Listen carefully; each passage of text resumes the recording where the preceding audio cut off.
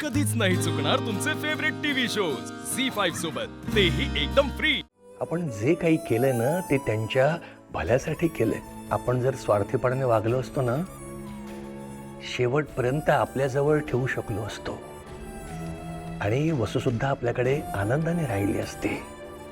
पण आपल्या पाठीमागे त्यांचा काय, या विचाराने अस्वस्थ व्हायचं.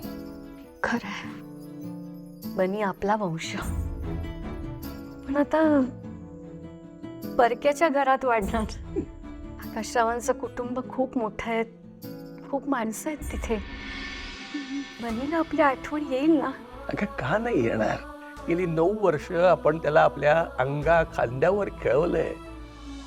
कसा विसरेल तो आपल्याला? खरंय, नाही विसरणार. वसू आणि बनीला एवढं मोठं कुटुंब मिळालं, तेच महत्वाचं आहे. आता आपले असे कितीसे दिवस उरलेत. एकमेकाच्या आधारानेच आता आपल्याला जगायचंय. त्या दोघांवर माझा हक्क नाही, पण तुमच्यावर आहे. हं, मला सोडून कुठे गेलात तर खबरदार. नाही, नाही जाणार कुठे मी, पण तूही मला कुठे सोडून जायचं नाही.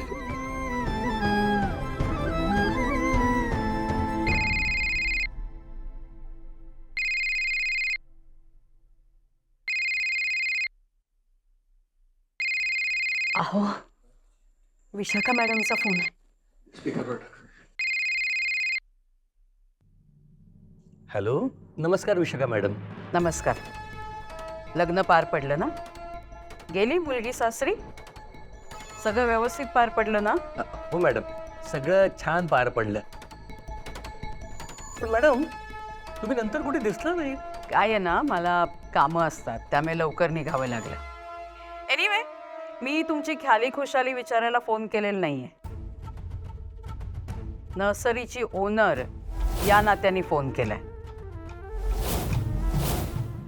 तुमची नर्सरी मी विकत घेतली, हे आहे ना लक्षात? नाही, विसरू नका ते. हो मॅडम, कसं विसरणार आम्ही? गुड.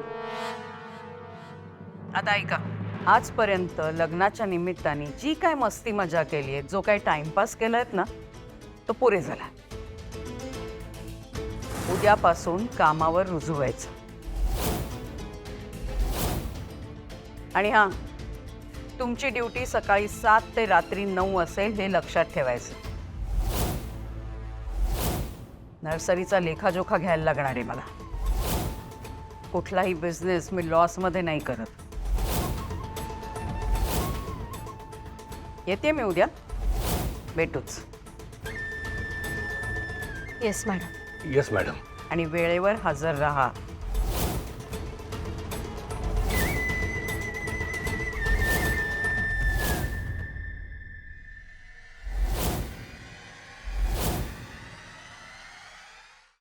झी5 ॲप डाउनलोड करा आणि पहा सर्व एपिसोड्स एकदम फ्री.